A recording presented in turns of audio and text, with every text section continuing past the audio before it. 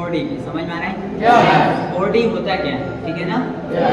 4D में क्या होता है, सबसे पहला जो D होता है उसको बोलते हैं डिसीजन। क्या बोलते हैं? डिसीजन का मतलब क्या होता है? समझ में आ गया? दूसरे D का मतलब क्या होता है? डायरेक्शन। क्या होता है? डायरेक्शन। क्लियर हो गया? डायरेक्शन का मतलब क्या होता है? दिशा। दिशा, सही लिखा है? डायरेक्शन का मतलब क्या होता है? दिशा। क्लियर है? तीसरा डी का मतलब होता है डिटर्मिनेशन। डिटर्मिनेशन का मतलब क्या होता है? दृढ़ संकल्प। क्या होता है? ठीक है ना? और जो चौथा डी होता है उसको बोलते हैं डेडिकेशन। क्लियर है ना? चलो, अब डेडिकेशन का मतलब होता है लगन। अब इसको स्टोरी के माध्यम से समझते हैं। क्लियर है ना? डिसीजन, डिसीजन का मतलब क्या होता है? निर्णय। समझ में आया नहीं आया?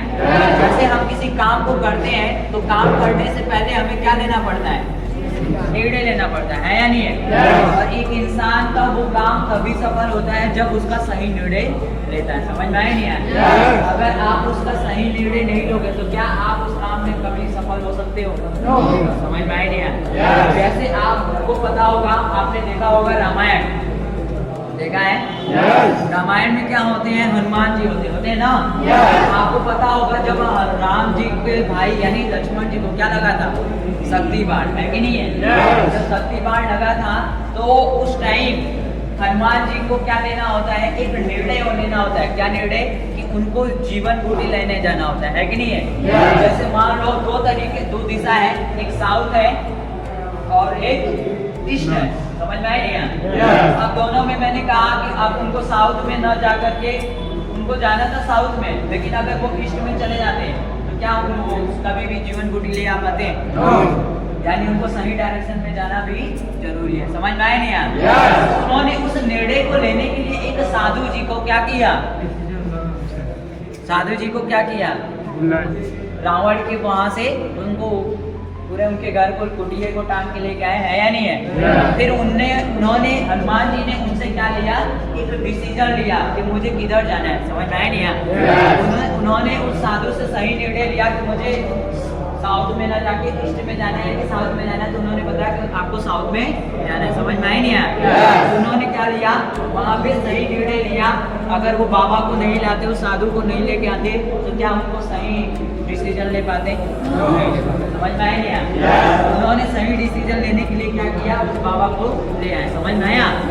अब जब सही डिसीजन उनको मिल गया तो उन्होंने सही निर्णय लिया, फिर बाबा ने उनको एक सही रास्ता दिखाया। दिखाया नहीं दिखाया? डायरेक्शन। समझ में आ रहा है? अगर हनुमान जी अगर गलत दिशा में चले जाते तो कभी लक्ष्मण जी जीवित नहीं बचते। समझ में आया नहीं आया? उन्होंने क्या किया? लक्ष्मण जी को बचाने के लिए सही डायरेक्शन का यूज किया और वो क्या कहे? वो साउथ में गए। समझ में आई नहीं आया? जब वहां पे जाते हैं तो उनके पास पहाड़ आता है। पहाड़ पे जब पहुंचते हैं हिमालय पर्वत पे तो वहां पे क्या मिलता है? बहुत सारे पौधे मिलते हैं, बहुत सारे फूल पत्तियां मिलता है। समझ में आया नहीं आया? लेकिन वहां पे अब उनका माइंड क्या हो जाता है? डिस्ट्रैक्ट हो जाता है। उनको समझ ही नहीं आता कि मुझे कौन से वाला ले जाएगा। समझ में आया नहीं आया?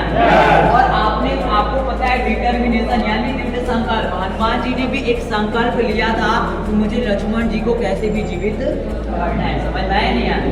कैसे भी करके बचाना है। तो आपको पता होगा जब लक्ष्मण जी को दृढ़ संकल्प लेके जब बचाने के लिए जाते हैं तो सबसे पहले उनसे एक राक्षस से क्या होता है? उनका है कि नहीं है?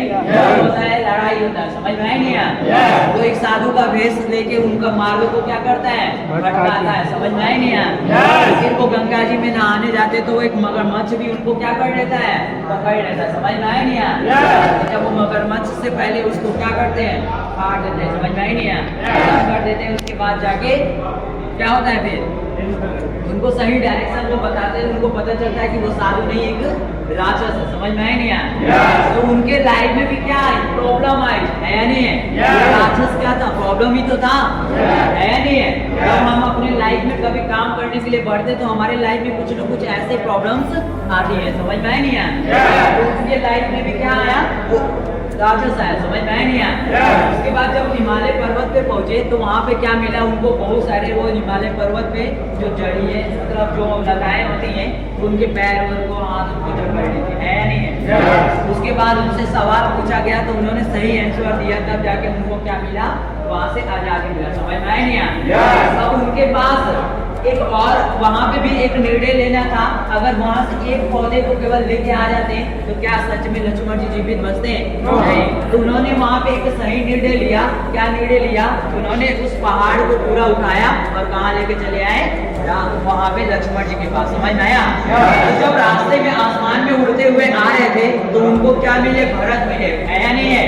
भरत ने क्या कर दिया, तीर मारा और हनुमान जी को घायल करके वो जमीन में गिर गया, है या नहीं है। लेकिन जब हनुमान जी बताते हैं कि आपके भाई को, लक्ष्मण जी को शक्ति बाण लगा है, तो उनको अफसोस होता है। फिर वहां से वो क्या करते हैं, अपना पहाड़ फिर से उठाते हैं और फिर से आते हैं, समझ में आई नहीं आया। तो डिटर्मिनेशन का मतलब समझ में आया।